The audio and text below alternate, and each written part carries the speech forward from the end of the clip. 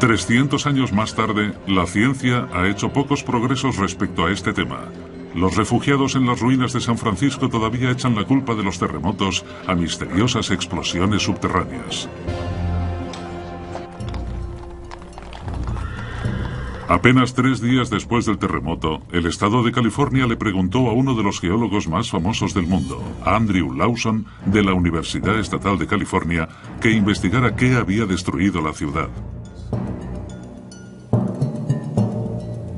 Él y un equipo de 25 científicos empezaron a recoger muestras de los daños en la ciudad y en el campo de la periferia.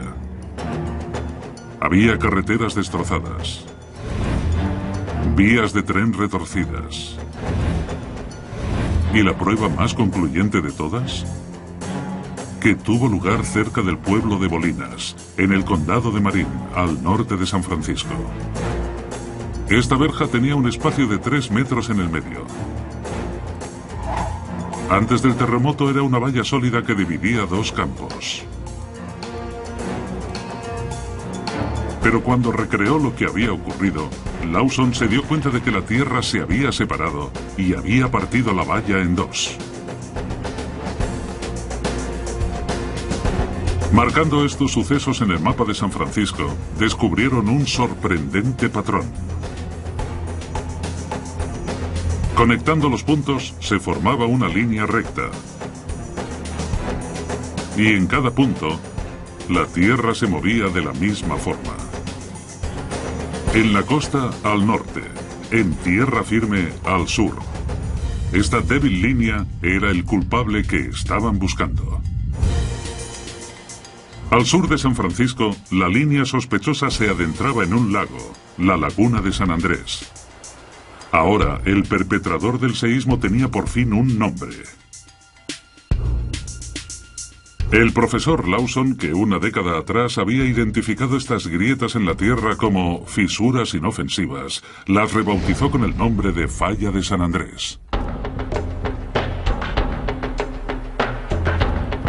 En el San Francisco actual, los edificios, las carreteras y las vías llevan tiempo reparados.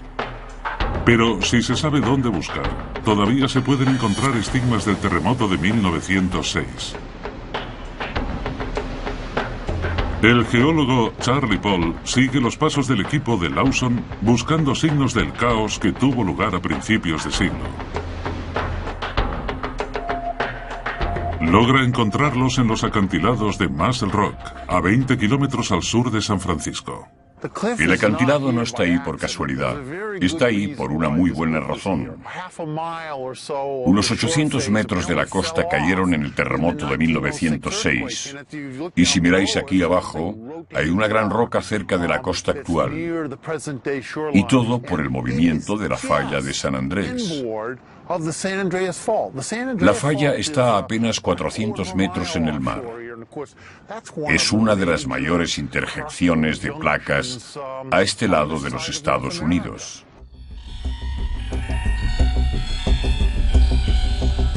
Los ordenadores modernos pueden rastrear cómo se expanden las ondas nocivas por la ciudad. Y así es como localizaron en qué parte de San Andrés se originó el terremoto.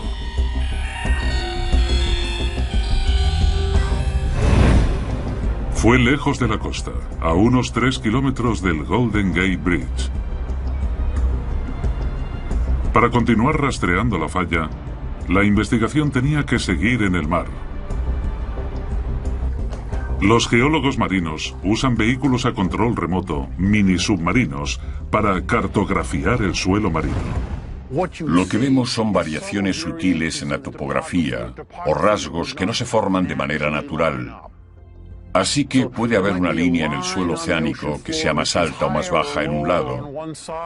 Y también podemos usar varias técnicas para determinar que en realidad esto es una falla y no otro proceso geológico. Recorriendo el lecho marino en dirección sur, la falla sale por fin del océano y llega a tierra. Esta línea partida de rocas que se extiende desde el mar marca por dónde pasa por tierra a 20 kilómetros al sur de San Francisco. Estamos en Muscle Rock, Y ahora mismo estamos encima de la falla de San Andrés. Si hubiera un terremoto, no sé lo que ocurriría aquí, pero no me gustaría estar presente. Esta costa del Pacífico, donde los acantilados se adentran poco a poco en el mar, es la frontera entre dos de las placas continentales más grandes del planeta. Separados por la falla de San Andrés, dos enormes bloques separados de la corteza terrestre descansan uno al lado del otro.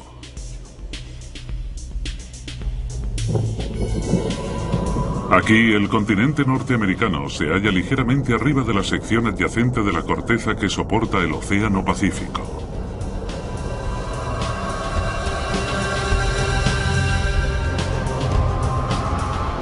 La junta se puede ver, donde están estas rocas oscuras, cubiertas por las rocas sedimentarias de color más claro que se levantan para formar los acantilados. Estos tipos de roca difieren en más de 100 millones de años de edad. Dos tipos de piedras que no comparten ningún parecido han quedado juntas. La línea de la falla quedó expuesta a los geólogos cuando los acantilados se hundieron en el terremoto de 1906.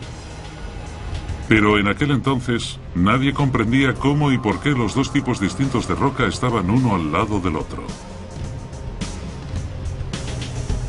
No fue hasta hace 40 años que apareció la respuesta gracias a la teoría de las placas tectónicas.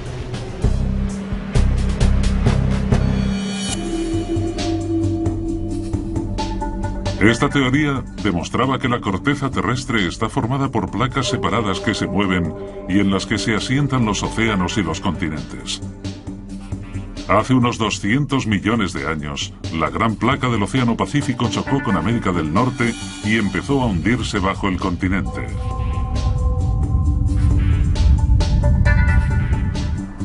El profesor de geofísica Mark Sobak estudia este proceso, llamado subducción, en su laboratorio de la Universidad de Stanford. Durante muchos millones de años, antes de la existencia de la falla de San Andrés, la placa del Pacífico se fue hundiendo bajo Norteamérica. Se hallaba en un proceso de subducción. Y ese proceso duró unos 100 millones de años. Así que en ese tiempo hubo una gran cantidad de actividad geológica. Al encontrarse la fuerza imparable de una de las placas con la fuerza inamovible de la otra, ambas se vieron forzadas a cambiar de dirección. Hace unos 20 millones de años, el movimiento de las placas fue tal que la placa del Pacífico empezó a desplazarse al norte respecto a Norteamérica. Y ahora el movimiento